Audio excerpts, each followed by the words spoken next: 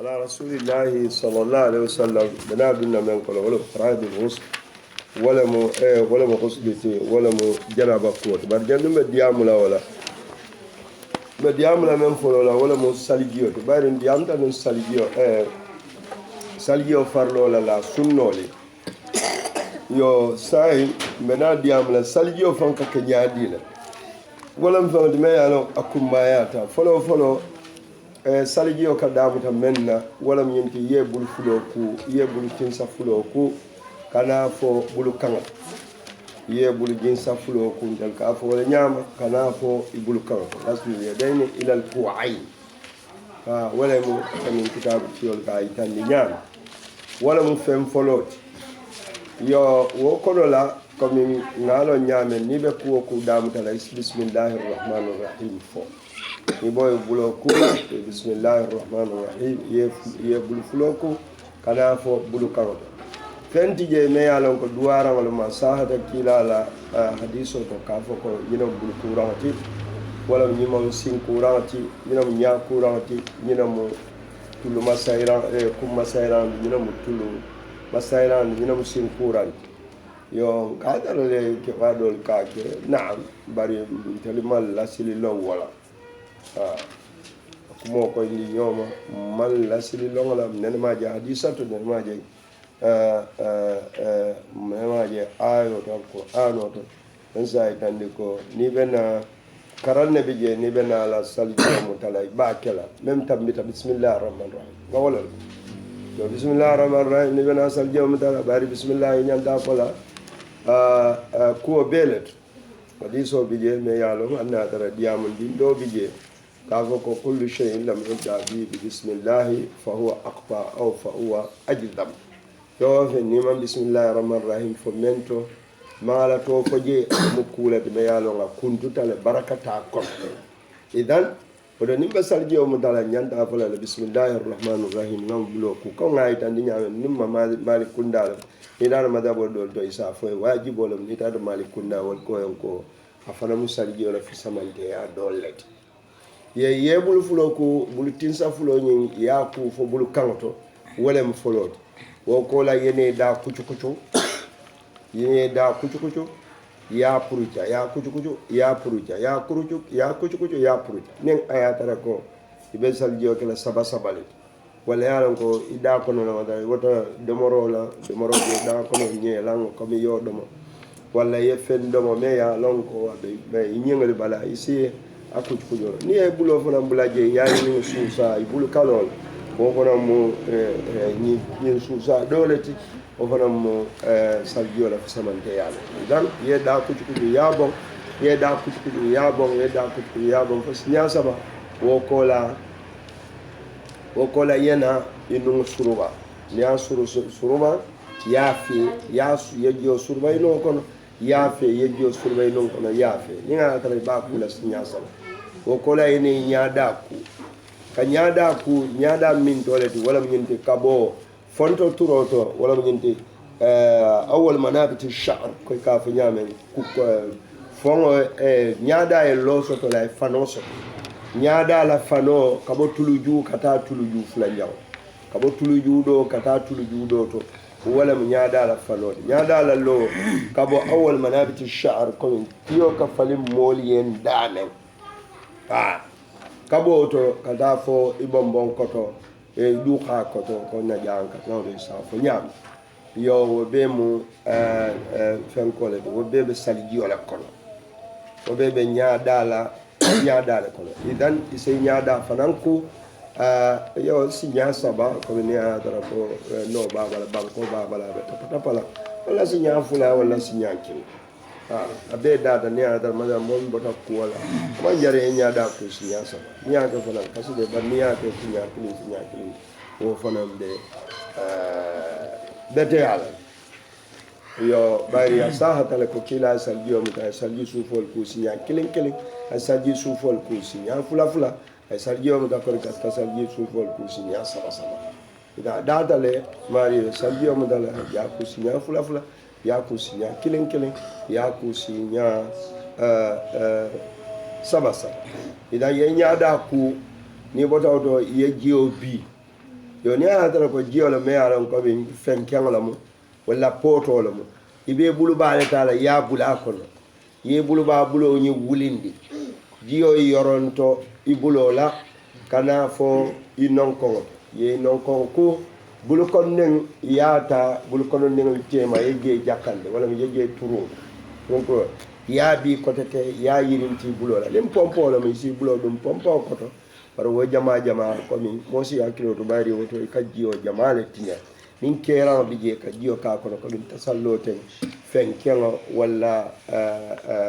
kopo bi je wala fembi je si jiyo tano wala pano wala pokito jiyo kewo kono saljiyo mta wala to sinaje le saljiyo jiyo be jiyo men bonna si doya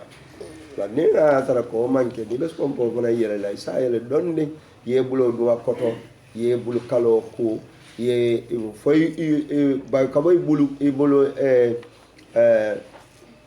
abo bulu kono ngul kumoto kata fo non kon katoto abe nyanta kula kana fo ngambulo kule folo ngambulo ku damale ni ba kula ni fita bulu kanto e dawo ani nyanta bulu tinso fana kula ani bulu kalo nyola o fana bara fana mesalji farlo le kon ha yo ning aya tara ko yo ke buluba koita yana mara fana yo fana ku wanyama bulu kalo kabo non kon to kana fo ibo bulu kono ndin ko walla sa ko bulu kono ndin ko to kana fo non kon kato duma be non kon kato fana dablandi la kuro kono yo di so bi me ya lon ka sa ta erata ay inshallah kuma la banda islam hadiso yana jiyo bi yake bulo kono bulo le sinan ya damuta kungo folo dulato ye bulo yirintindi foy tongo koto ya murundina sinyakele obekela sinyakele nyada sku nyono sinya saba sawa nyada sku sinya sawa bulu kalo ku sinya sawa bulu do ku sinya sawa ma bulu ba bulo ku sinya sawa mara bulo ku sinya sawa bar kungo masaila bom kilinete kata koma won farnole kamuru na nyaato wo muwato sundole nga wala komi nyaaje la risala to nyam yo aninka ibe ji dole tala tajdidul ma lahum ye ji dole tala yake bul kon ne kan ye bul kon ne dundi bul kon ne memol fenkote womi ila tahiyya bul kon ne tahiyya kemen yo dundi tulo kono ka tulo kono la fenkoli men bije huwoli men bije ka borindi kono hakala ibulu kumba we bori tulu juwo kan kana fo alabandula yan kabo tulo duma jang ni be yirinti le musol ka sano e kamenso e sano dungala wo duma ibulu kumba e ba dam dala wolto ya tirmin din fo ay futa tulu juwo labandula arra nyimbulu kono ne wana ye kono to be ay kono to be suusa wala mu tulo fana ngama say sinya kili o ko la yene bulu isinku yo sinko nengul fana tema ibe bulo tamandi la jele jio bonaka yaku foye fota tal kulo yen sando tal kulo blandi kuro kono ha yo kila Abu Hurairah radhiyallahu anhu saljiyo muta kaya bulo ku aya bulu kalo ku fo atambita fa abuluta abulu tuoma abulu kalo ku fa sawunta non kola fa jama dundi bulu tuot yo aya singo mananku fa aya selendi fa be na fudala desoma ala sa fudala desoma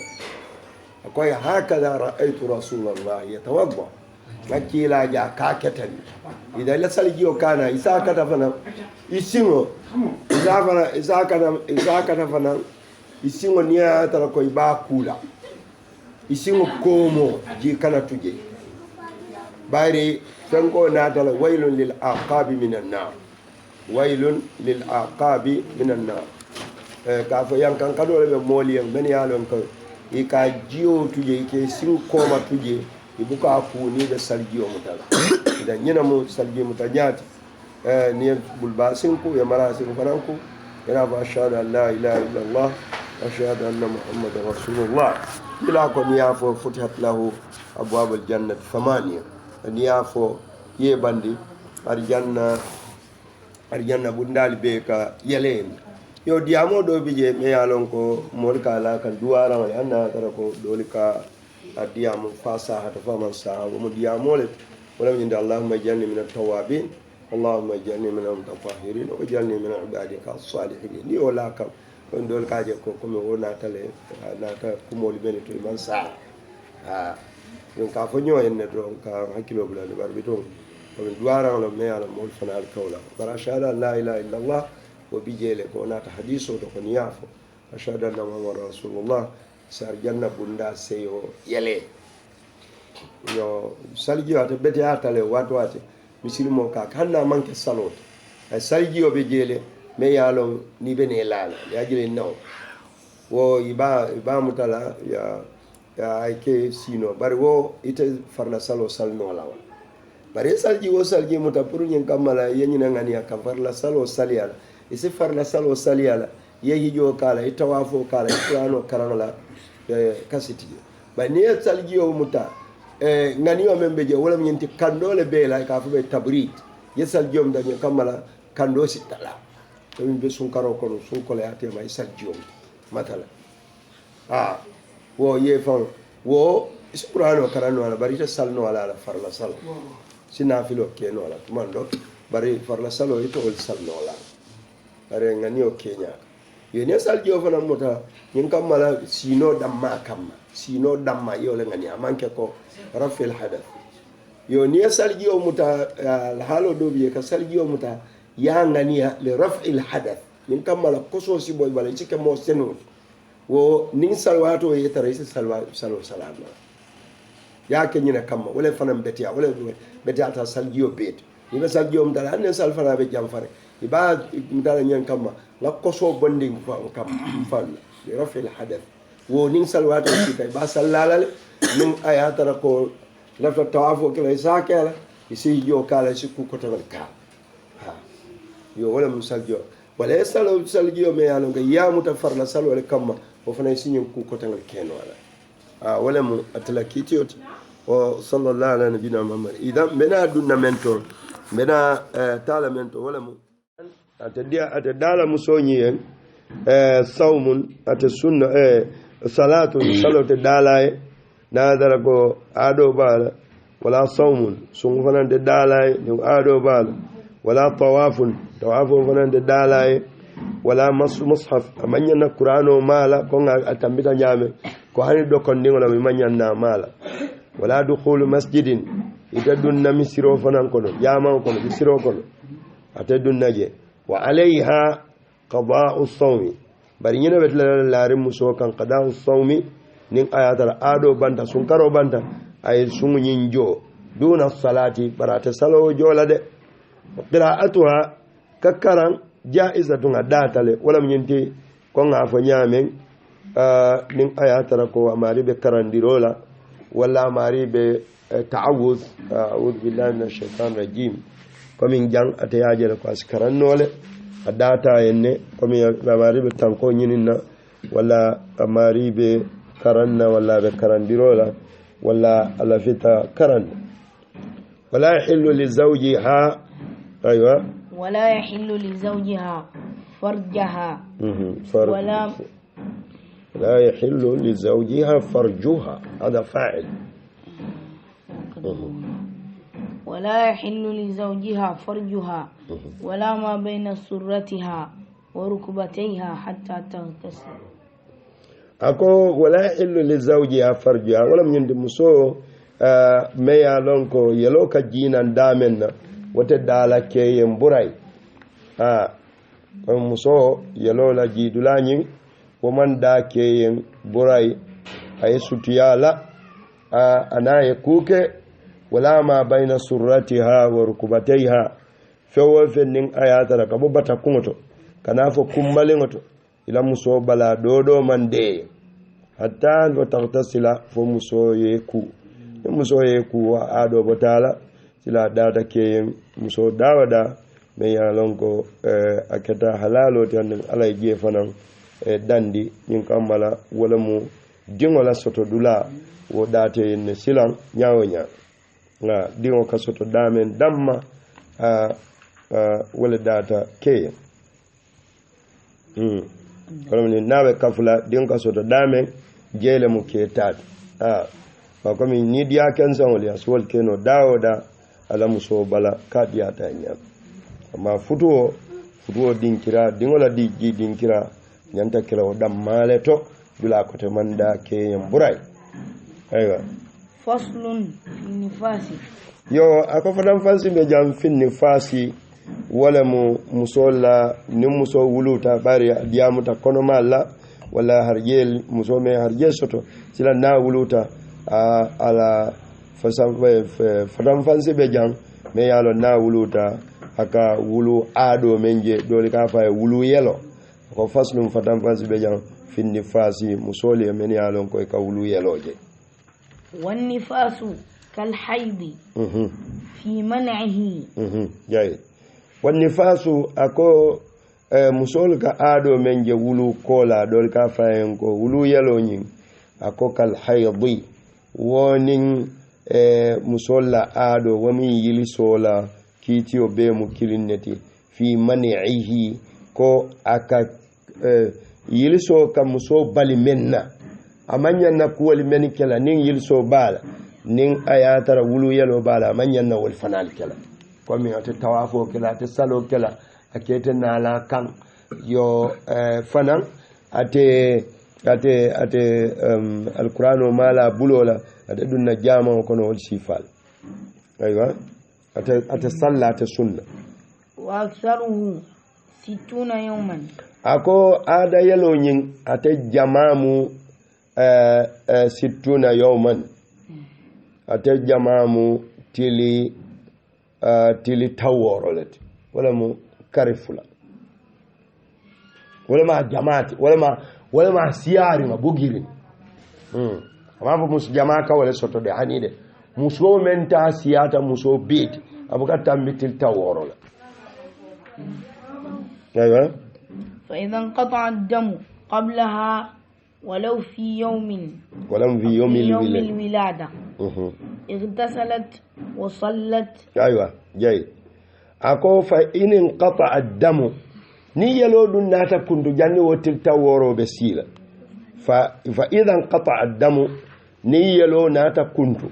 janni wotil til taworo be sila qablaha walam til taworo nyaato mansi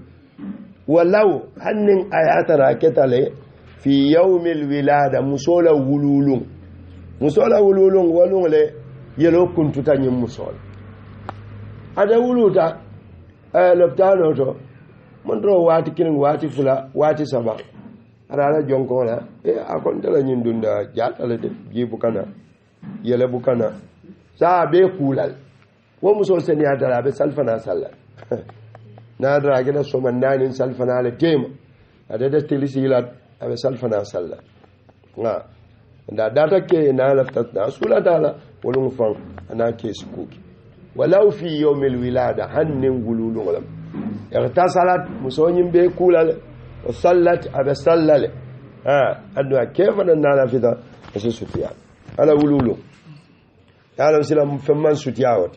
فاذا اودها بر وقتا وعيون دمال سيد وسنين يلونا تمرنا ولا وصوم اذا عاودها الدم ايوه فاذا عاودها الدم فإن كان بينهما 15 يوما فأكثر كان الثاني حيضا وإلا ضم إلى الأول وكان من تمام النفاس. أيوة أكو فإذا عاودها الدم نيلو ناتنا كنا فنيامين أصومو أناتنا ولا هني أمنا أصومو دي فإن كان بينهما نايا ترى يلفلو لنتيما كمين bida wuluta daro yelo kuntuta yelo manna fata ta futili tan anin lulu woto nyi yele kuto men nata tiltal tenni lulu kola la yele kunto kola tiltan ni lulu lata ka wo kola yelo na wo mu adolet wo manke wulu yele bar nin tiltan ni lulu mansi yelo nata aba lala wo dole kan kamuta ko a fanan be wulu yelole kono amanke ada yeleti wala dina ko fa in kana bainahuma fa idha awada haddamu ni yelo nata murunnan fa in kana bainahuma nin ayatara bo yele fulol tema 15 yawman tiltanni lulu duntene tema fa akthar wala men tambita tiltanni lula kana thani ni yele fulanya men nata wabekela haydan wabekela yili solet wabekela ada yelolet wa illa nin tiltanni lulu dum mandu yitema yele folo la kunto anin fulanya la na tema komi wulu yelo la kunto ani yele do men bulata no mo wal tema na man futa tiltanni lulu damma ila al-awwal aw dhamma ibala fala ila al-awwal folo le kan yele folo nyi yele fulanya ibala la folo le kan ya be konti ko kana wakatale min tamamin nifasi ka fo ko wulu yelo timmandiran wala na tate hada wa sallallahu ala nabina muhammad wa alihi wa sahbihi sallam yani waqt al-mukhtar wa musali wala nadu welcome yalla ngadawoto yalla ñini garbi je ban wa illa nga sali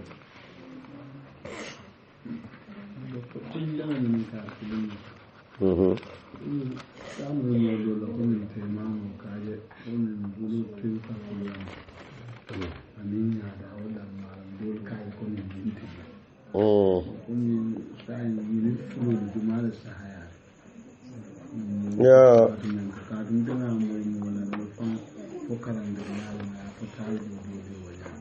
kaje kunyada anan bultin da kuma da ba sai yin da wato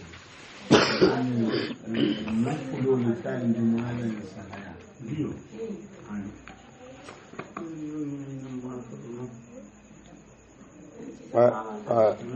aiwa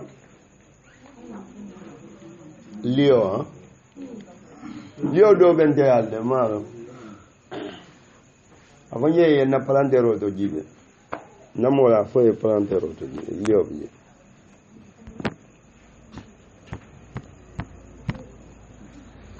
yo Allahumma salli ala Muhammad komi min karo men tambita ten kaidande ko teymamo doli kaje ko teymamo nyaadani bultete damalam bulkalo o dati je feren anon talibol le ka fu mole naam idara mazabo dol to ikatara wala nyam yo ne malik kunda fanga jibe ya afarlo ayole fotadi teymamo wala farlo wala moti yo malik kunda ka bulkalo fenke woli o ke sunnot idara mazab dol to itatar la wol doli amange be tatar la wala nya yo men ka fo ya kam da malik kunda la nyim mazab wa tamawo amawo ke fenti me al mo tintinga yo bar kitab tiyo fana ya ko indi le comme ma farlo ti wala mu nyaada nin bulu jinso wala ma farlo ti ayo fo darba al ula al wajh wal kaffayn والصعيد الطيب ومسح اليد والكفين ومسح اليد والكفين الى الكوعين ولم فرض اما ابو الكالوني ومو سنه لتان مالك كنا wala ko dom yindi nim moye nyaadani bulteda bulo lipa bankola nyaadani bultede fe ka salta eta fono la salo mum ay men tuja sunno le tuje kono malik kunda sandi do yo men bete ata da kabul kalo fonam ke kabul falo fonam susa ndela mirandi ngoto wala bete ata bari ka wala ma ko nyim fa timmandiro wala mu do ko nyim fa timmare wallahu a'lam yo alinga fenke mo fero ka salim ودونك السلام إن شاء الله رمضان بيسولا قرآن وفهمه لا يعني دين وفهمه لا صلى الله عليه وسلم